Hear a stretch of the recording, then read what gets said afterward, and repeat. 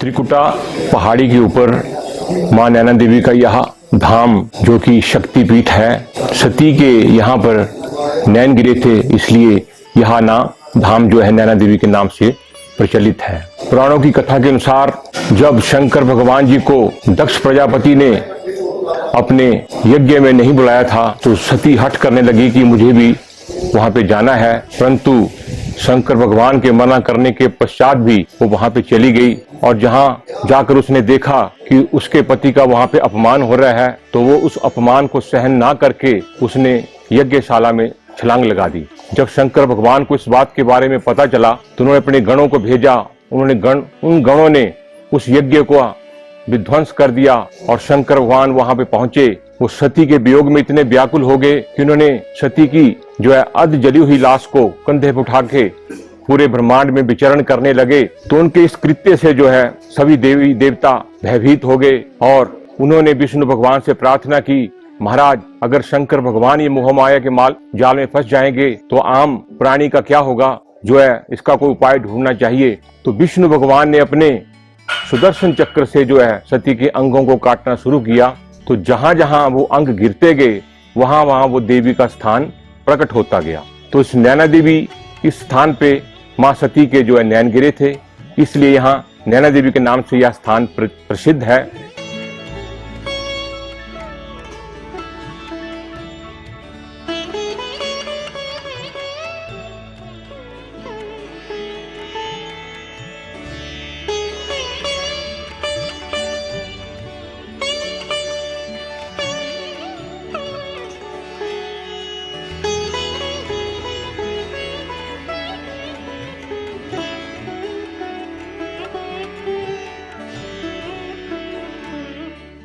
मां श्री नैना देवी जी को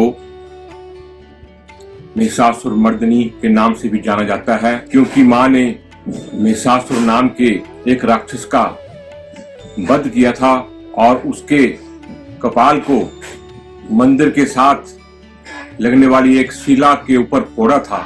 इसकी वजह से उस स्थान का नाम कपाली कुंड के नाम से जाना जाता है, जहाँ पे कि आज एक सरोवर है। और माँ नैना देवी के दरबार में आज भी जो भक्त श्रद्धा भाव के साथ उस कपाली कुंड में जो डुबकी लगाते हैं और उसके पश्चात माँ के दर्शन करते हैं तो माँ की कृपा से अवश्य ही उनकी जो है मनोकामना पूर्ण होती है। नैना देवी से 12 किलोमीटर की दूरी पर एक कौलामड़ा टोभा नाम का स्थान है, जहाँ से माँ की जो है यात्रा शुरू होती है। कहते हैं कि माँ ने राक्षसों का संहार करके और अपने खड्ग को वहाँ पे जो सरोवर था उसमें धोया था। इस वजह से आज भी वहाँ पे एक बहुत बड़ा सरोवर बना हुआ है और आज के समय में जो माँ नैना देवी की यात्रा आरंभ होती है वो उसी कौला वाले स्थान के नाम से शुरू होती है, जहाँ पे लोग जो है श्रद्धा भाव से वहाँ स्नान करते हैं और उसके पश्चात माँ की यात्रा आरंभ करते हैं। यह माँ नैना देवी का जो स्थान है बहुत ही अलौकिक, विचित्र और चमत्कारिक है।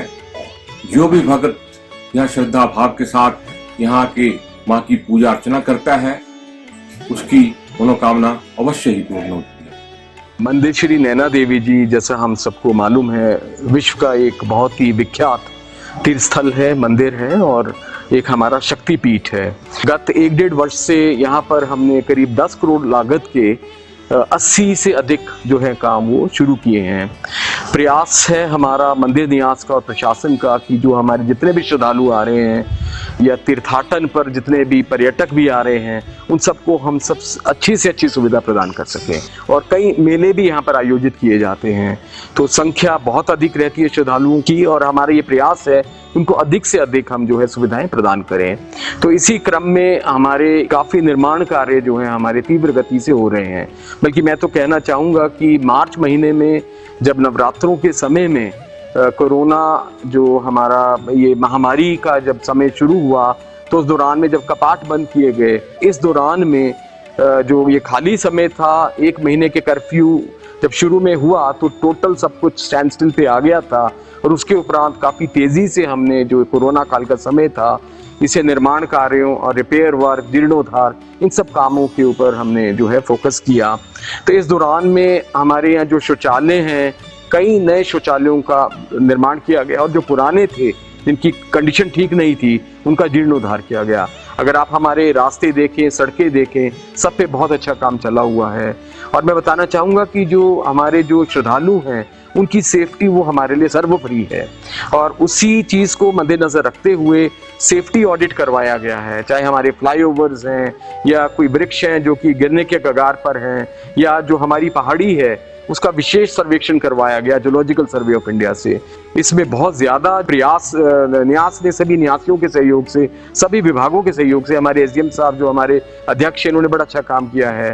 तो जो हमारा जो सेफ्टी का है उस एस्पेक्ट के ऊपर बहुत अधिक जो है हम ध्यान दे रहे हैं। हमारे जितने भी यहाँ फ्लाईओवर्स हैं उनका निर्माण किया जा रहा है या रिपेयर किया जा रहा है। पूरी नगरी में हमारा ये धार्मिक स्थल जो है ये एक म्युनिसिपल काउंसिल है और मुझे बताते हुए हर्ष होता है कि हिमाचल प्रदेश की जितनी भी हमारे नगर निकाय हैं 25,000 की आबादी से कम में श्री नैना देवी जी जो हमारा जो नगर है ये सबसे साफ, सबसे स्वच्छ जो है आंका गया है। ये मां नैना देवी का स्थान बड़ा ही दुर्लभ है और बड़ा ही चमत्कारिक स्थान है। यहाँ का जो क्रम है वो हर रोज मां की जो है 5 बार आरती होती है। सुबह मंदिर जो है पहले 4 बजे खुल जाता है और उसमें मां की प्रथम आरती होती है। उस आरती को जो है मंगल आरती कहते हैं। उसमें मां का जो शयन उठाया जाता है और मां का उसमें पंचमेवे का प्रसाद मां को लगता है। तो इस आरती का क्रम ये सुबह 4 बजे होता है। उसके पश्चात यहाँ से 2 किलोमीटर दूर एक बावड़ी है, वहाँ पे प्राकृतिक जल जो वहाँ निकलता है, वहाँ से जो है माँ के लिए स्नान के लिए वो गागर भर कर लाई जाती है। तो जल से जो है माँ का स्नान किया जाता है। उसके पश्चात और शाम को यहाँ 6:30 बजे मंदिर बंद होता है और 6:30 बजे माँ को दोबारा से उसी जल से दोबारा स्नान करवाए जाते हैं। माँ के जो सुबह वस्त्र भूषण आदि पहनाए होते हैं उनको हटा के, उनको उतार के तो दूसरे नए वस्त्र भूषण आदि पहनाए जाते हैं और उस आरती को साई आरती कहते हैं। इसमें माँ को चने और पूरी का प्रसाद लगता है और यह आरती शाम को 7, 7:30 के बीच में होती है। 9:30 बजे माँ की शयन आरती होती है और उसमें पूरे विधि विधान से माँ का जो है वो शयन लगाया जाता है। मंत्रोच्चारण से माँ का पूजन किया जाता है और इस आरती में माँ को जो है दूध, फल और बर्फी वगैरह का प्रसाद माँ को लगाया जाता है। इस आरती को शयन आरती कहते हैं। तो इस प्रकार का यह क्रम हमारे यहाँ नैना देवी मंदिर का है और हर रोज यह 5 आरती का क्रम पूरे विधि विधान के साथ, मंत्रोच्चारण के साथ यहाँ पे होता है। यहाँ के जो प्रसिद्ध स्थान है मंदिर के अंदर, यहाँ का एक हवन कुंड है माँ का। यह बहुत ही चमत्कारिक हवन कुंड है क्योंकि कहते हैं कि गुरु गोविंद सिंह जी यहाँ पे आए थे और उन्होंने माँ से प्रार्थना की थी और 1.25 लाख मन सामग्री का यहाँ पे उन्होंने हवन किया था और माँ ने उस पूजा से, अर्चना से, उस यज्ञ से प्रसन्न होकर गुरु गोविंद सिंह जी को वरदान दिया था और उन्होंने अपनी चंडी की वार में इसका जो है उल्लेख किया हुआ है गुरु गोविंद सिंह जी ने।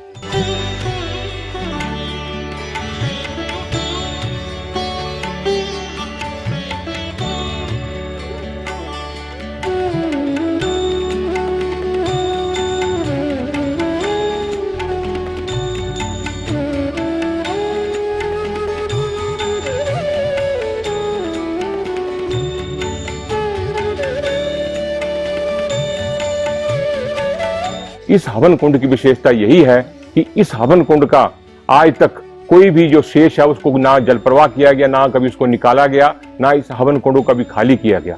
वो अपने आप ही यहाँ पे समा जाता है क्योंकि यहाँ पे साल में लाखों की तादाद में लोग आते हैं, यहाँ माँ के दरबार में पूजा अर्चना करते हैं और इस हवन कुंड में आहुतियाँ डालते हैं। तो श्रावण अष्टमी के दिनों में यहाँ बहुत बड़ा मेला लगता है तो उसमें तो बहुत ऊंचा ये चला जाता है और परंतु आस्ता आस्ता वो सामग्री इसी हवन कुंड में समा जाती है। यहाँ पे माँ ज्वाला कभी कभी माँ नैना देवी से मिलने आती हैं। ये बहुत ही चमत्कारिक वो उस समय का दृश्य होता है।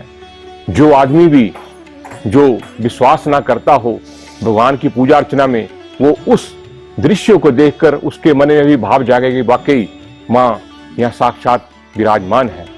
वो पीछे काली माता के मंदिर के साथ ऊपर वो त्रिशूल है, उस त्रिशूल पे वो ज्वाला माँ जब आती है तो उस त्रिशूल पे वो ज्योति के रूप में वो नजर आती हैं। और जब वो आती है उस समय का यहाँ का जो नैना देवी का जो मौसम होता है वो यहाँ पे आंधी तूफान बहुत ज्यादा आता है। उसके साथ यहाँ की जो लाइट ऑटोमेटिकली चली जाती है। तो जितनी देर उस त्रिशूल पे ज्योति रहती है तो उतनी देर वहां पे जो मंदिर में जो मौजूद लोग होते हैं वहां उस स्थान पे जाके वो अपने हाथ करें तो उनके हाथों के फिंगर टिप्स पे वो ज्योति जल जाती है फ्लेम के रूप में। जैसे ज्योति की फ्लेम होती है ना, तो ऐसे वो जलती है। परंतु वो ज्योतियां जो है बिल्कुल ठंडी होती हैं, कोई उनका आपको सेक नहीं लगेगा। फूल करेंगे फूल के ऊपर आ जाती हैं, प्रसाद करेंगे प्रसाद के ऊपर आ जाती हैं। और कई बार हमने वहां ज्वालामुखी में पता किया तो वहां की वो कहते हैं जब वो नैना देवी में ज्योति जाती है मिलने माँ से, तो वहां की जो ज्योतियां जो जहां ज्योति जलती हैं, आपको पता होगा इस बारे में, तो वो ज्वालामुखी में जो ज्योतियां जलती हैं वो उस समय मध्यम हो जाती है, बिल्कुल छोटी छोटी रह जाती हैं। तो उन पुजारियों को भी वहां पता चल जाता है कि आज जो माँ जो है वो माँ नैना देवी से मिलने गई है। तो ये बड़ा ही चमत्कारिक स्थान है। हमारे बुजुर्ग बताते थे कि ये जो पीपल का वृक्ष है वो पुराने जमाने में यहाँ पत्ते पत्ते के ऊपर जो है वो ज्योति माँ की जल जाती थी। हमारे बुजुर्गों ने देखा है इस दृश्य को, और मैं कहता हूँ जो व्यक्ति इस दृश्य को देख लेगा उसके मन में अपने आप ही माँ के प्रति जो है प्यार और माँ के प्रति श्रद्धा अपने आप जाग जाएगी। माँ सब लोगों पर अपनी कृपा बनाए रखे और सब लोगों की मनोकामना जो है पूर्ण हो और खुशी खुशी अपना जीवन जो है वह व्यतीत करें। जय माता की।